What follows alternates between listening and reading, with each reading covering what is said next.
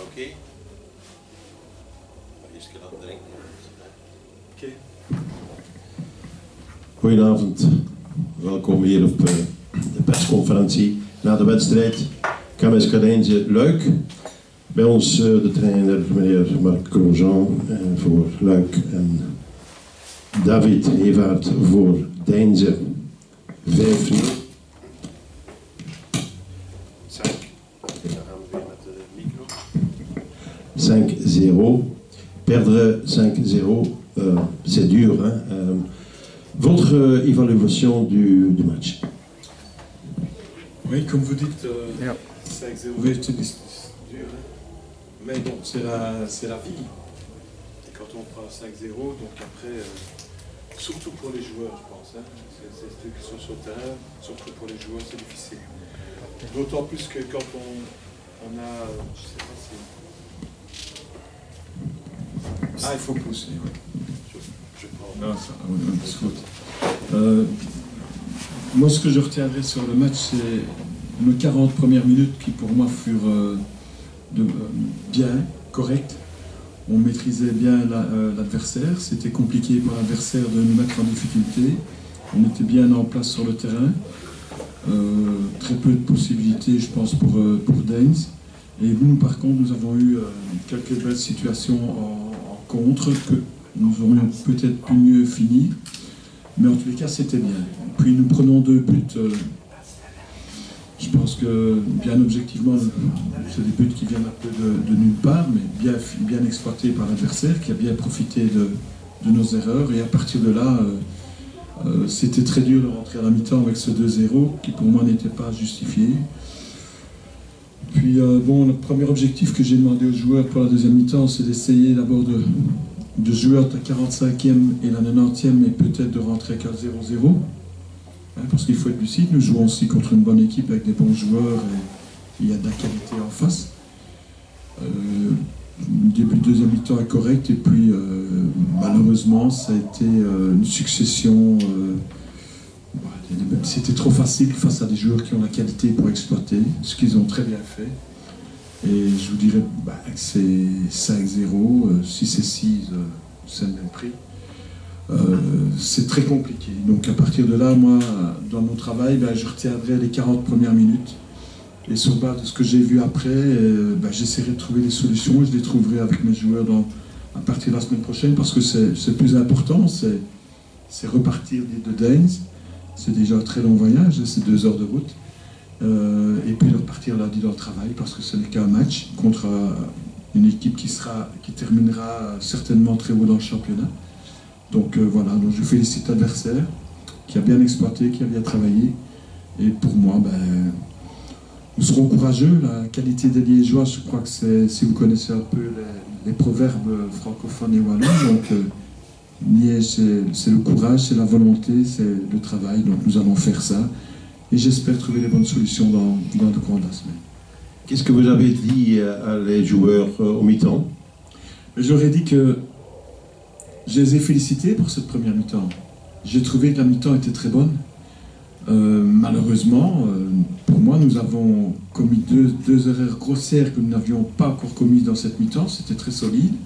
Et l'adversaire, qui a des bons joueurs, a bien exploité. Donc on a un peu tué notre match nous-mêmes. Donc j'aurais dit, cette deuxième mi-temps, il faut la reprendre dans le même état d'esprit, comme si nous commencions le match. Et on ne sait jamais, on peut espérer marquer un but, et peut-être faire douter, mais ne certainement pas partir la fleur au fusil et croire que nous allons mettre 3 buts à Deinze, parce qu'on a vu les 2 buts que nous prenons, c'est 2 situations de contre. Donc on sait que Deinze est très, très, très, très fort dans ces situations-là. Et puis bon, ça a été trop facile pour eux. Je crois c'était mentalement, il y a des joueurs qui ont lâché, qui ont abandonné. Donc ça, c'est aussi de la jeunesse. J'espère qu'ils vont retenir les leçons et qu'on va apprendre très vite. Quelle est l'ambition pour Liégeois cette saison? C'était très clairement dit au niveau de la direction du club. C'est essayer de faire un championnat où on ne connaîtrait pas, on ne regardera pas derrière nous. Pour le moment, c'est mal commencé. ne pas être concerné par la lutte pour le maintien, ça c'est le gros objectif, et essayer que ces joueurs et cette équipe progressent pour préparer un futur qu'on espère heureux pour le club, mais bon, avec des moyens limités, et nous essayons de faire avec, et on fera avec, et il n'y a pas d'autre alternative. Et quelle est l'ambition de Marc Grosjean? Vous êtes un vainqueur, hein? Ah, mais pour moi, c'est évidemment nouveau, c'est inhabituel, mais bon, je me suis engagé avec le club, donc je vais me battre. Hein. J'ai toujours été un battant. Je crois que si j'ai des défauts, mais j'ai une qualité. D'abord comme joueur et puis comme entraîneur, je me suis toujours battu.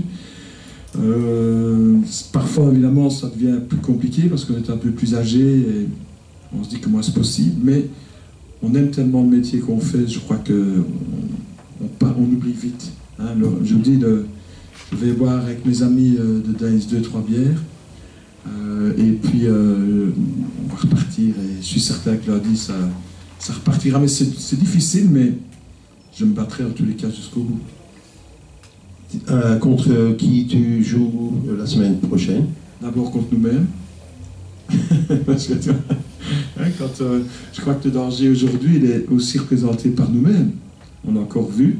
Mais nous jouons contre une équipe qui s'est aussi bien renforcée, avec Dender, donc aussi un ancien club que je connais très bien, avec des bons joueurs, donc ce sera compliqué. Mais nous jouons à recours, et vous savez, à recours, tout est possible parce que nous avons un public fantastique et un stade un peu particulier, petit terrain synthétique, donc ce n'est jamais agréable pour les adversaires de venir chez nous. Oké, merci bien, Marc. Even naar David Hevaert, de thuistrainer. Ik kan mij voorstellen dat hier een bijzonder tevreden trainer zit op dit moment. Ja, het is een leuke binnenkomer, zou ik zeggen. Hè. De eerste competitiewedstrijd thuis.